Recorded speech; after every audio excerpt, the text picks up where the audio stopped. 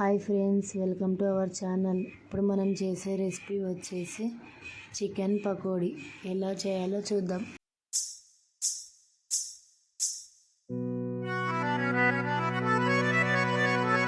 నీ పక్కన పట్టాది లేదు చూడల పిల్ల, నాది నక్కిలిసు గొలుసు. నీ పక్కన పట్టాది లేదు చూడల పిల్ల, నాది నక్కిలిసు గొలుసు.